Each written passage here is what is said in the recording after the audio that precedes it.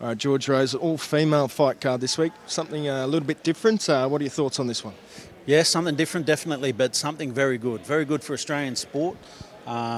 It's a buzz around women in sport at the moment. You know, we've got the soccer happening, the start of the NRL season. AFL's not far away. We've got Netball World Cup happening overseas, and we've got the all-female boxing card. First time in Fox Sports history, so historical night tomorrow night, but something that we're really proud of at No Limit. And I mean, it's something that realistically it's pretty easy to do because we've got so much female talent that we can showcase. So, George, it's a great card as well. Great card. We've got, you know, the funny thing is there's still probably another 3 or 4 fights we could have added to this card, but we've got a combination of some faces that people would have seen on our shows before, and some people that are making their debut on a No Limit show. But you know, the likes of Jess Messina, who's a highly touted amateur. She's been looking for a fight for quite some time. Actually, she even called out Ella Boot at one stage. So I'm really excited to see how she goes. She's got a very tough fight against Zoe Puderak. But you know, we'll see how that one goes. Both are in to open the night, I think, with a bang. We follow that up with Tawana Campbell making her return. I don't think she's ever been in a boring fight. She's another one of our Australian talents that really. She's got the skills, but she really gets in and mixes it up as well. So, you know, I think that fight will be pushing for fight of the night. I think it'll be a really exciting, really tough fight.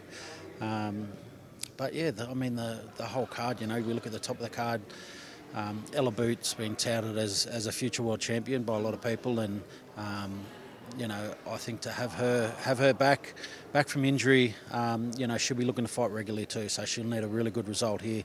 I am nervous though, you know, Annie Thatcher obviously got great credentials in MMA, and every time we get an MMA fighter across, we see with a lot of the men is that, you know, they're so unpredictable, and you don't know what you're going to get.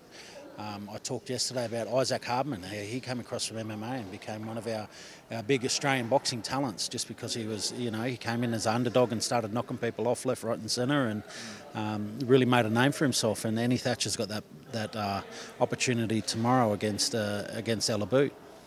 And just a word on Taylor Harris and the athlete that she is as well. Amazing, you know, you talk to Taylor, I think that anything that she really set her mind to, you know, she could achieve. She's a terrific athlete. She can fight to start off with, which really helps, and but she's a great athlete, and she talks about being a boxer first and a footballer second, and you know, that's a type of attitude that she carries. But I think any sport that she put her mind to, she's tall enough, she's big enough, she could be a basketballer, a netballer, a rugby league player, whatever she wants to be. I think she could be it. Now, this is the second No Limit on Fox show in just a matter of weeks. You had the Paulo Akuso fight last week. How do you sort of look back on that night?